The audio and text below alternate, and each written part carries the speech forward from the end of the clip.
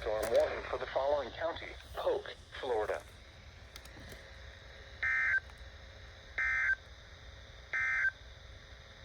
Day 1, this afternoon and tonight.